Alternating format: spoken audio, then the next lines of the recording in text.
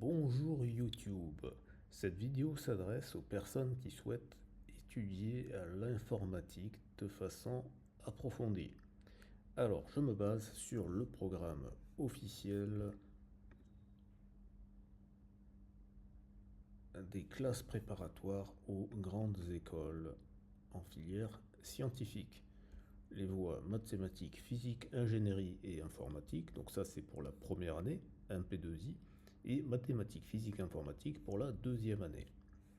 Donc vous pouvez voir ici que vous avez les différents semestres. Semestre 1 et semestre 2 correspondent à la première année et semestre 3 et semestre 4 correspondent à la deuxième année. Dans cette vidéo, je vais vous présenter l'application que j'ai réalisée en rapport avec la rubrique validation et test.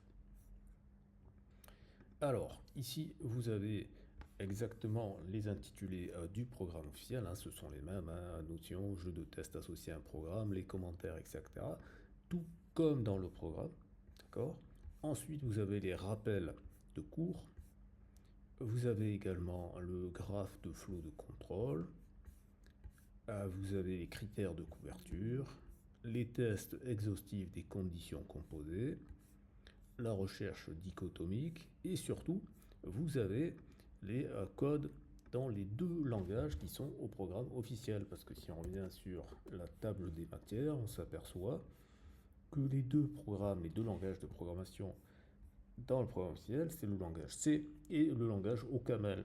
Et jusqu'à présent, il y a eu une édition de concours en 2023, 2024, 2025, au moment où j'enregistre cette vidéo. La session 2026 n'a pas encore été faite. Et donc, au cours de ces 6 épreuves, puisqu'il y a 2 épreuves par année, on a pu voir une majorité de programmes en C, mais il y a eu aussi des programmes en OCaml, donc les deux langages sont à maîtriser. Alors ici, vous avez tout le code que vous pouvez modifier, d'accord. Vous pouvez faire ce que vous voulez ici. Et ensuite, vous pouvez l'exécuter. Et si vous faites une erreur, vous pouvez remettre à 0.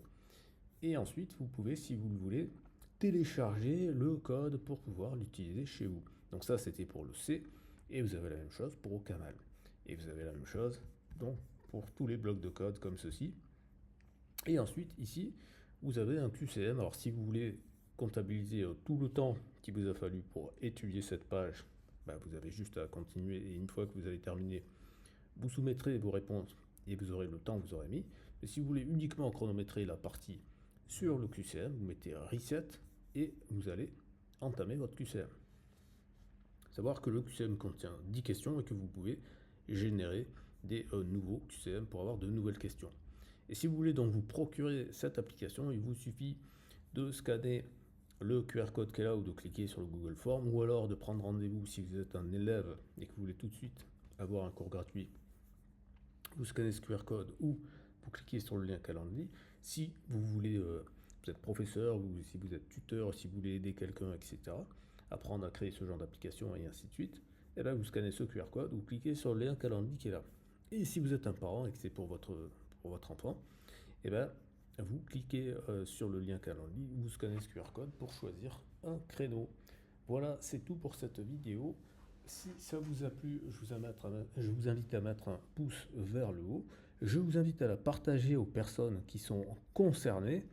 Et à très bientôt pour une prochaine vidéo.